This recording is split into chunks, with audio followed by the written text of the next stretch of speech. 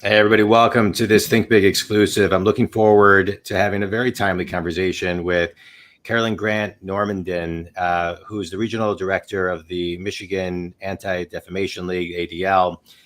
You're responsible for leading ADL's Michigan regional office, which focuses on combating anti-Semitism and bigotry of all kinds through advocacy, community service, and anti-bias education.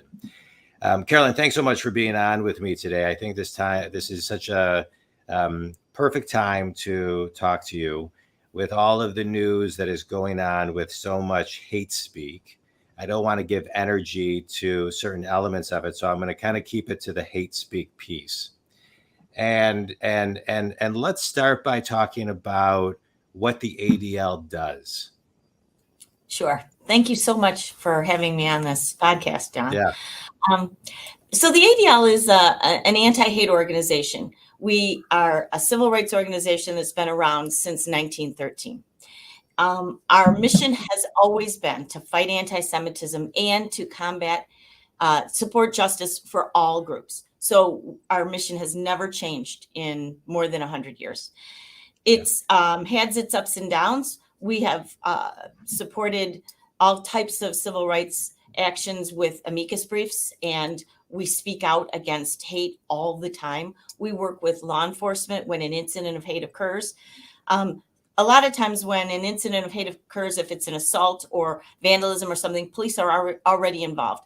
But if it's an incident of hate speech or an incident that happens to a person that doesn't reach the level of a hate crime, or it happens in a school, that's when we're called in. So ADL is in the unusual business of being able to track incidents of hate as well.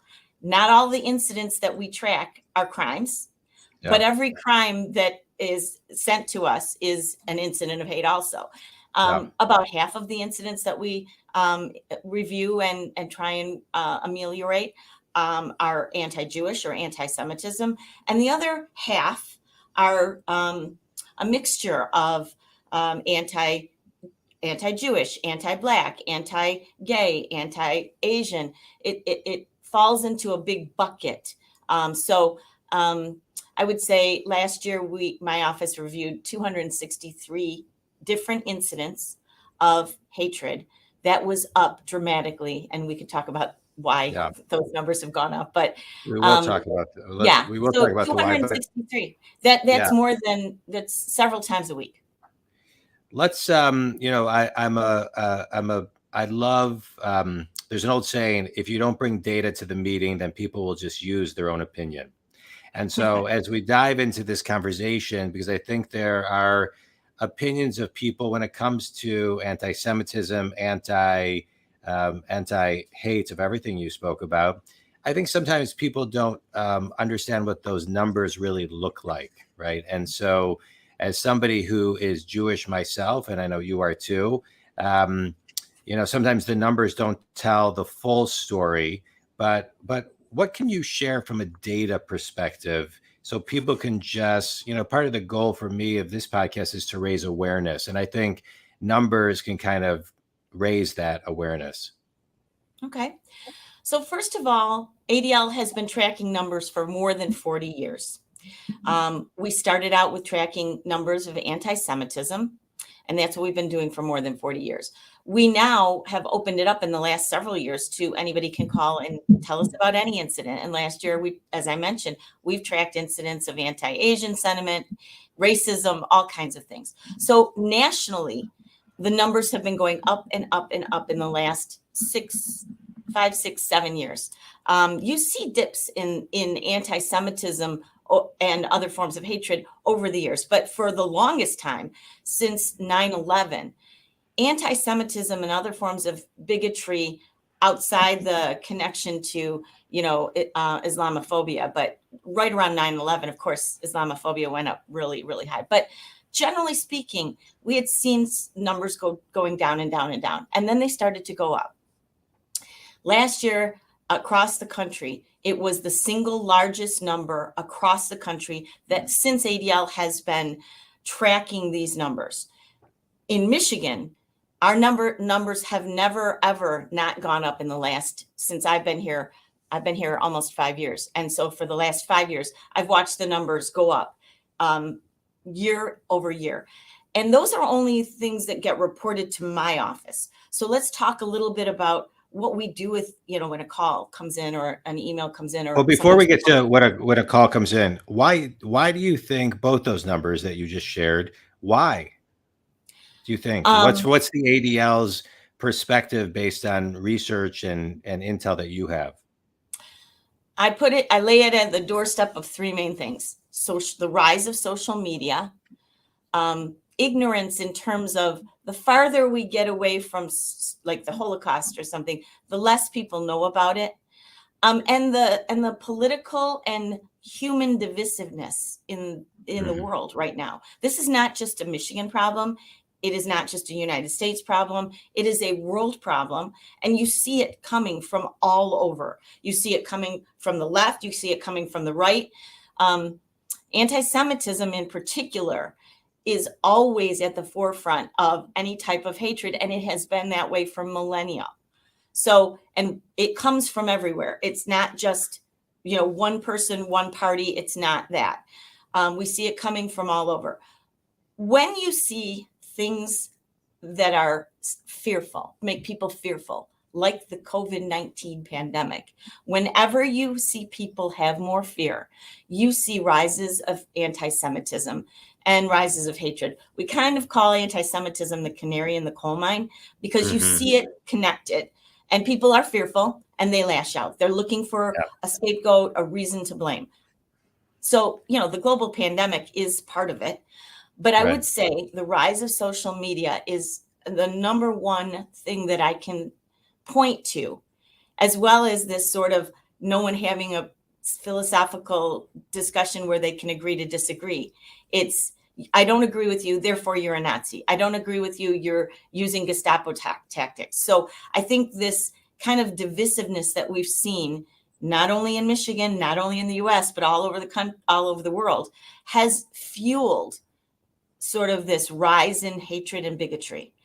I also want to mention the numbers that we track very closely to FBI crime statistics. So you see, I mentioned at the beginning that, people call police when a crime has occurred. But when you look at hate crimes and hate crimes data that is reported to the FBI, you see this same rise in the last several years. Wow. Let's talk a little bit about the ADL. You were about to say, what we do when we answer the phone. But one of the things I'd like to dive into when it comes to everything that you and your organization do, not only locally, but nationally, is it's sometimes I think people might think that the ADL comes in and you see them on all the news channels when there are hate crimes or hate speak. But I want to really understand, and I think it's important for the listeners to understand, how do you, come out and defend and share the ADL thoughts? And then how do we educate and begin to change the ignorance? Because those are two totally different things. And it seems like the ADL a lot of times is, out defending and educating when there's a hate crime. But then it goes kind of, silent until until the next hate crime. And so how do we change it through education when people are coming to the table with certain ignorances and lineage that they've learned at the kitchen table? I'm really glad you asked that question. So I should have started by saying ADL does three main things. We advocate, we educate, and we investigate. We started talking about the numbers. So that's sort of the investigate. And I use that term loosely. We are not the police. Let's talk about the advocacy and the education. So you touched on it a little bit. One of the first things that we do is we try and advocate on behalf of everyone. It's why we file cards of opposition when we think there are bills in the House or the Senate in Michigan or in Congress that are bad for civil rights. We speak to all types of community groups. You do not have to be Jewish to have an ADL speaker at your house of worship. I've spoken at many churches, at school board meetings, at community meetings. So, and that goes into the education. We also do a tremendous amount of education within the state of Michigan, all over the state. This morning, the education director and I were on the phone with a department head for a school up in Petoskey, and we're going to do some programming there talking about anti-Semitism and the rise of anti-Semitism. And it's going to also talk about bias and what happens in terms of, any type of bias and bigotry. We also have a really cool program that is free to any school that wants it. It's called No Place for Hate. It is a student-led, student-driven program. We give students the opportunity and some tools to figure out how they want to change the climate in their school. So they can work on racism, they can work on support for Indigenous people, they can work on support for people with disabilities.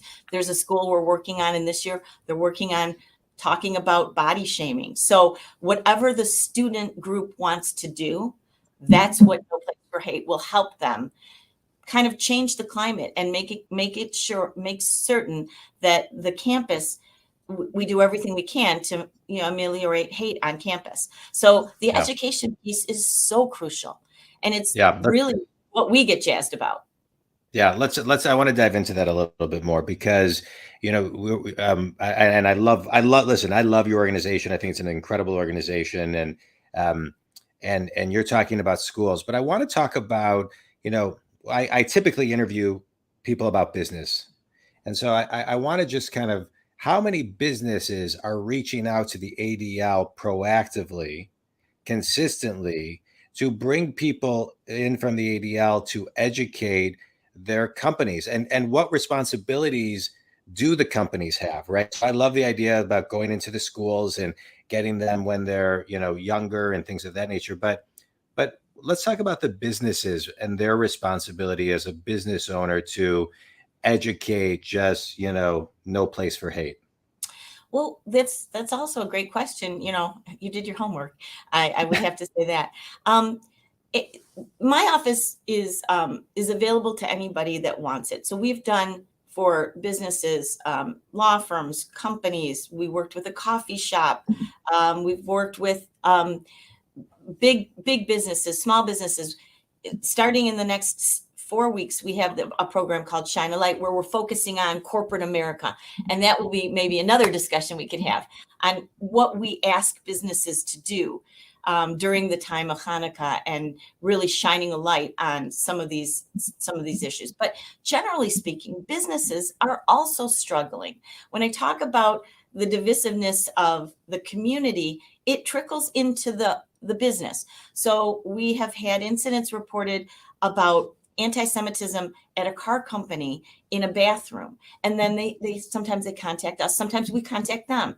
We have spoken with the Michigan, the Oakland County the Oakland County General Administration offices, and presented programs on general bias. We've worked with the Michigan Department of Civil Rights. And so companies call us all the time, and they usually say, we're hearing that our folks are unclear, not sure what to do with what's going on with the political divisiveness. Sometimes it's because of an incident that has gotten national attention. Sometimes it's just their normal, DEI or diversity, equity, inclusion activities, or an employee resource group that wants to understand either more about the ADL, or more about anti-Semitism, or more about what we do to help people understand microaggressions, for example. That's a very, very large topic that we're called in all the time and said, can you do a program for our employees on what is a microaggression and why does it tear at the fabric of the morale around here? And so we do work like that. And business is really important. Number one, your employees have to be, the ones that face the public really have to be understanding and understand what some of the trigger points are for a microaggression.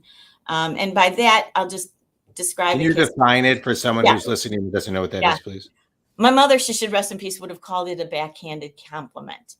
Okay. It's something like, oh, Carolyn, you speak very well for a woman, or saying to a person of color, you know, were you the first person in your family to go to college? Now, it may be true that the person was the first person in their family to go to college.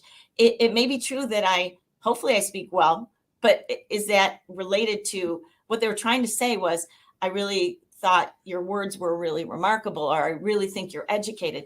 But they say it in such a way that their internal biases come forward, and it's like a smack across the face. And what it does to the person who's hearing it, they miss the compliment because they're stinging from the way it was delivered. Now, we also at ADL talk about intent. And most people who are giving you a compliment are not intending to hurt you. But with just a little bit of an understanding of some of your own internal biases and taking a look at what's above the surface and what's below the surface, a 90-minute session with, a group of people can really help them understand what it is that could make their coworker feel comfortable. This comes up a lot with transgender communities and people who don't know how to address someone. And so really understanding what a pronoun is and why is it important to address a person with their proper name and their proper pronoun. Those are things that help make the world and business a better place. Yeah. I also would mention that we also talk about, in terms of schools, these schools that are very, very homogenous. They have the same, whether it's all Black, all white, whether it's all Jewish, not Jewish at all. Those schools, especially the seniors that are going to graduate, going off to universities, they're going off to, maybe universities in different states. They're going to internships. They'll be doing, study abroads. They also have to have those skills that are really crucial to helping business survive. Yeah. Let's talk about intent for a little bit. I love that word because I think, like you're talking about, a microaggression can just be somebody who's uneducated, ignorant, needs to be educated. And then we can see a transformation and an evolution. And we can see it in an individual, and we can see the ripple effect within a company when a group like you, the ADL comes in and really educates and gives people those kind of aha moments. So I'm a big believer that, positive intent and things that are positive compound in a way, and things done with a negative intent can also compound, unfortunately, in a very aggressive way. And so what we're seeing right now in the news is what I would perceive, or I'd like to know what the ADL would perceive, the newest kind of, intent that we're seeing from Kanye West. It's very, very blatant. And I think sometimes there's, I've been following things and people communicating on, these people dropped and these companies dropped, but maybe Adidas didn't drop fast enough. And what was their intent? What's this company's intent? What was Kanye's intent? So what is it? Unpack that for us, please. First of all, I applauded Adidas for the decision to end its partnership with Kanye West. Yeah. We've seen many companies do that. If somebody doesn't hit their company image, they drop them. Yeah.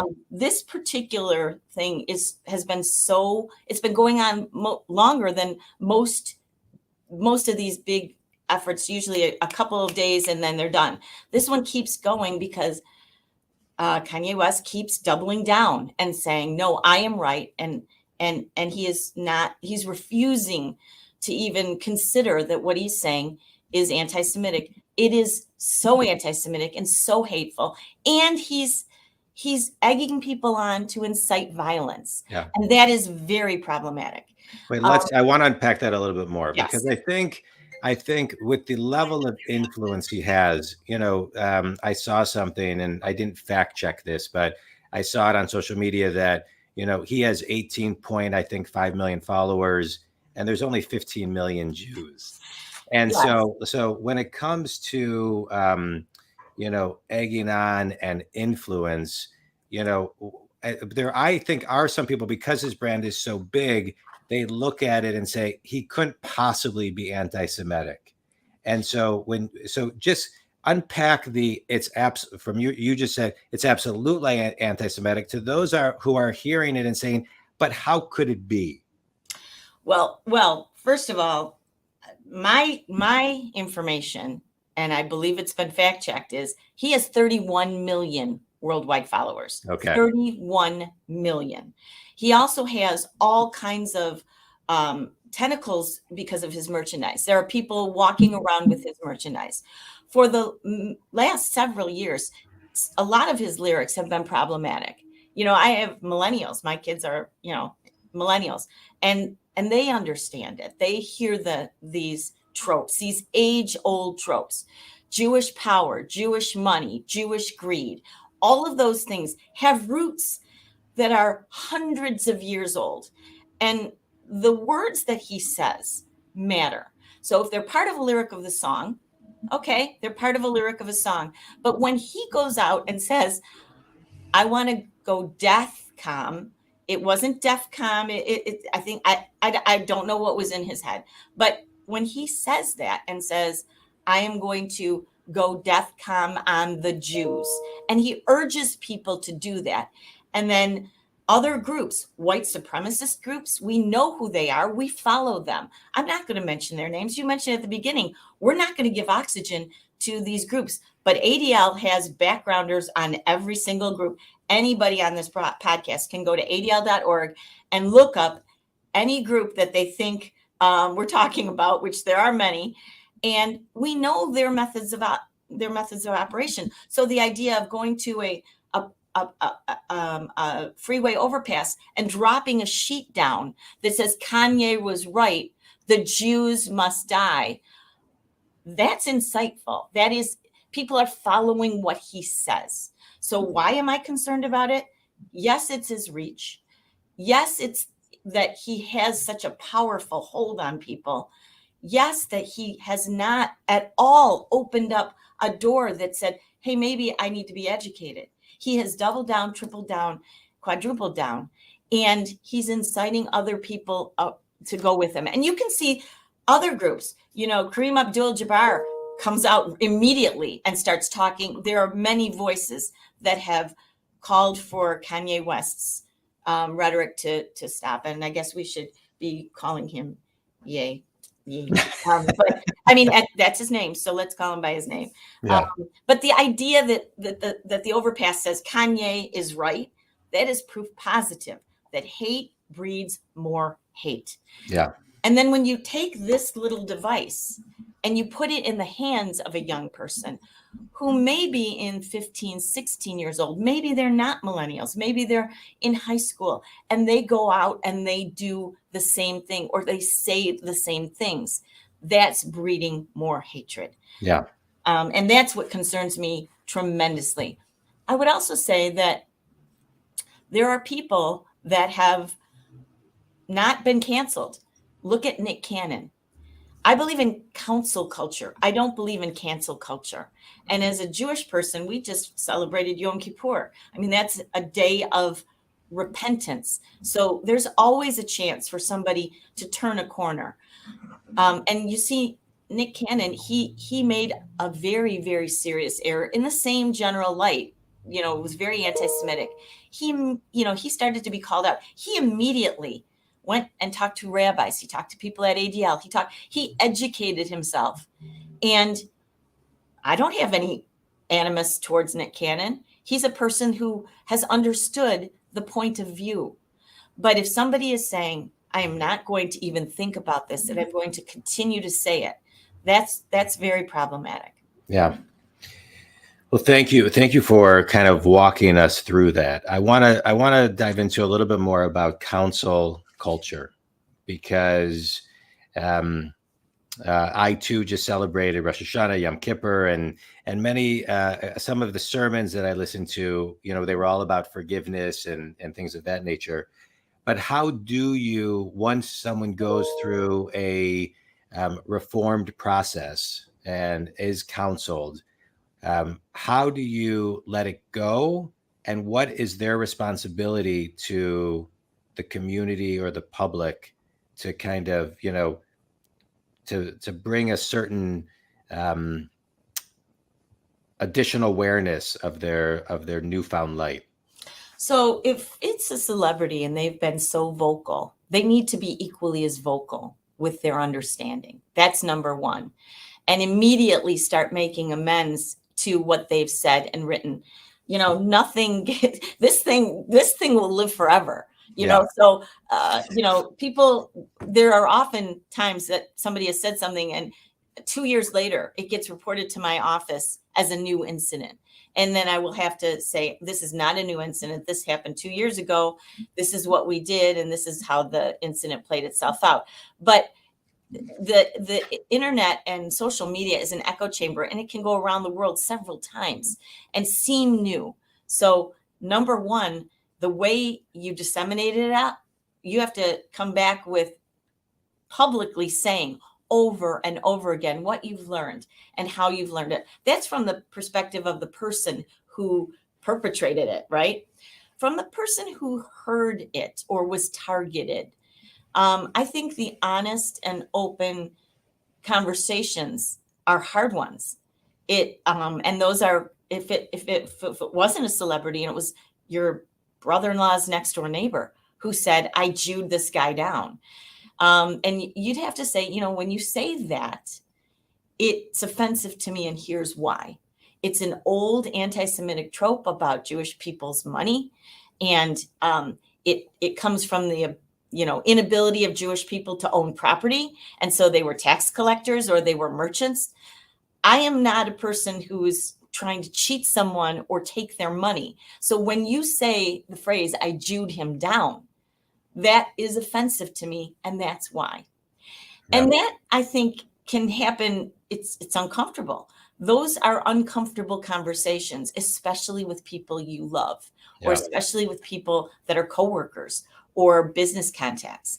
I've had some of those in my life. I had a very, very difficult conversation with a supervisor in my job when I was a young girl. And I didn't know I was going to be working for the ADL at that time. I was 27 years old. And it was very uncomfortable for me. And then I said to the person, okay, so now you know how I feel. I don't expect you to ever use that phrase around me again. I hope you will never use that phrase. But now you know how I feel. And I'm over it. Now you understand. And that's how you let it go. Yeah. I think education is the key.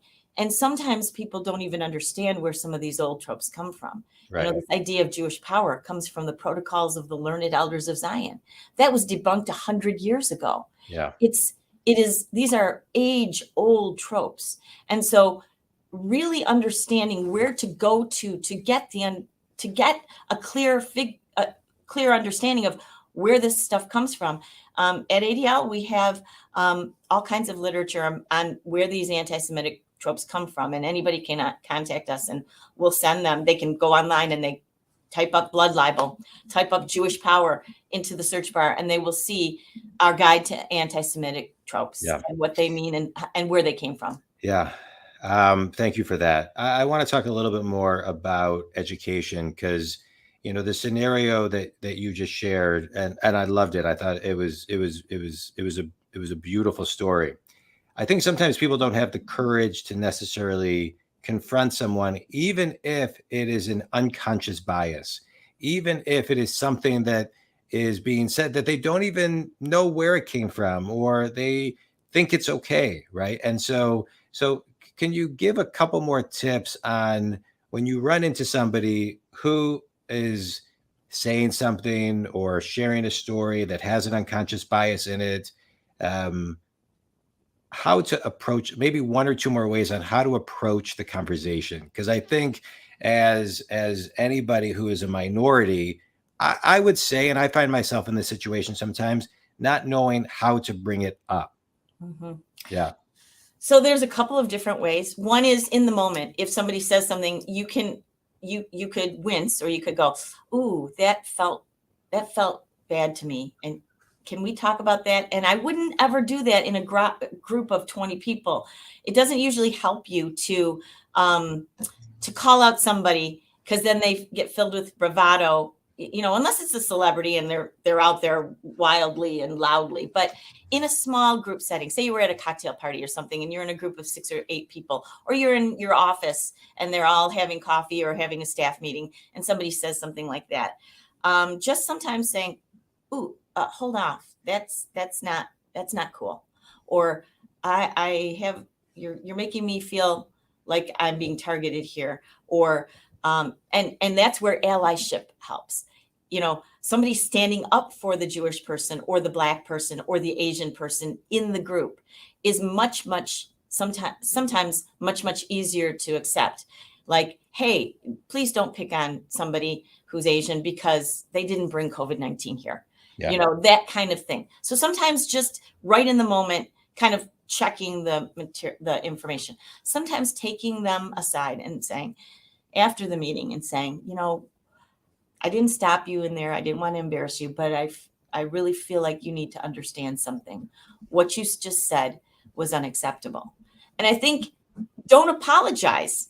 It's not saying something that's unacceptable is unacceptable. Yeah. So what you said is unacceptable. And here's why. And this is where the guide of especially about anti-Semitism, but I would say research, racism, research anti-Asian, research anti-gay. The internet is a very powerful tool in terms of bad things and promulgating hate, but it's also a very, very good tool for getting to the heart of a matter. And I always tell people, don't listen to your friend's brother's best friend's cousin. Go to a source, go to a nonprofit organization, go to the people who know what they're talking about. So Go to the Asian Pacific Islanders, website, go to the ADL, go to the ACLU, those kinds of websites that have that are not partisan or anything like that, and get the real understanding of where some of these old fashioned ideas come from. And then you can say to the person that you've heard say that, so just want you to know what you said is really a throwback from the 1800s. And I know you don't want to be living in the 1800s. I certainly don't want to be living in the 1800s. Sometimes it takes a little bit of thought, and sometimes it's not right in the moment. Sometimes it's you're thinking about it and you pull the person aside and say, I've done my research and what I felt uncomfortable yesterday when you said that in this meeting. Yeah. And here's what I've learned. And then the third way is just to bring in facts. And that is, what you said is completely wrong. That is an absolute disinformation. There's a difference between misinformation and disinformation. Somebody who's making a mistake, and maybe I quote a figure that's wrong, and I look at my paper and I've given you the wrong figure. That's a mistake, and we can live with mistakes. But if I was giving you information that I knew was not right, that's disinformation, and that's very insidious. But in the case of expecting good intent, you can go up to the person and say, what you said was factually inaccurate. The Jews did not bring the plague during the Middle Ages at all. So, and that the reason it's important, that little sort of thing is important, is because people are still blaming Jews for bringing disease into places that they have they have not brought disease. And that's where this comes from. So understanding the historic roots of some kind of ideology is really important. And I think the last thing is just letting bygones be bygone and telling the person, okay, I've said my piece.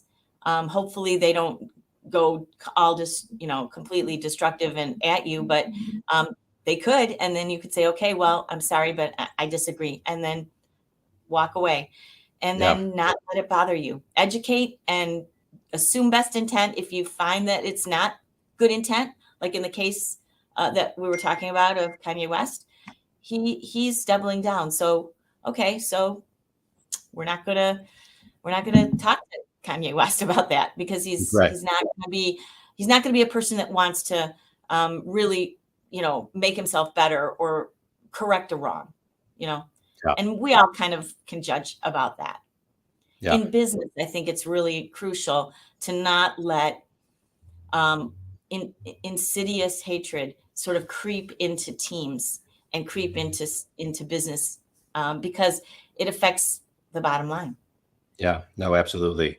And as we are, as we are seeing and continually see more diversified boardrooms, then there needs to be more education. And what I'm hearing you very loudly is we all have a responsibility to educate ourselves. We all have the responsibility not to wait till we hear within the company that X, Y, and Z is happening, but as leaders, be proactive and reach out to organizations like the ADL and other organizations that can proactively educate people in an organization. Because I agree with you, it is yes, it is good for the bottom line, but it's really important for the human spirit.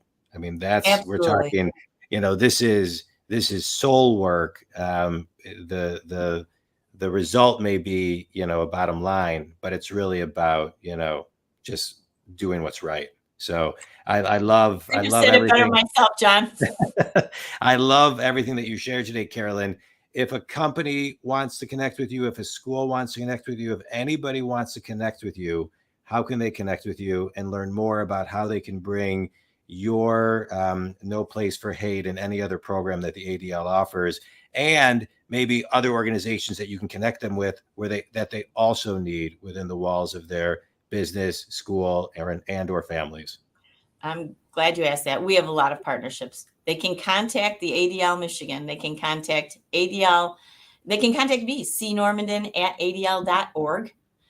They can contact Michigan at adl.org. adlmichigan.com is our website. And they can go to adl.org and say if they have an incident that they'd like to report. The second they put it in their zip code, the incident comes to me. If it's a Michigan zip code, I get it, and my team reviews it. And then we try and make things happen in a good way going forward. I think the most important thing is this is a situation and an issue that we really, as a country, need to grapple with. As a state, we need to grapple with. The last thing I'll say is Michigan over-indexes in anti-Semitic incidents for our population. We're a very large state, but last year we had 112 incidents of anti-Semitism only, just anti-Semitism, and that was tied with Texas. And so that kind of gives you an indication that we're in a very dubious club here in Michigan, and I'd like to see it. I'd like to see it get abated a little bit. I don't think I'm working myself out of a job anytime soon, but we're always working towards standing up against hate. And I appreciate this opportunity to talk to you. Yeah. Well, I appreciate the opportunity to talk to you. I appreciate all the work that you and everybody in your organization does. And we'll have you on some more. The recent news it just brought to light what is happening. And it's not just today or within the last week. And so we'll keep these conversations going. We'll incorporate and maybe have additional people with you as guests from other organizations, because it's good for the human soul.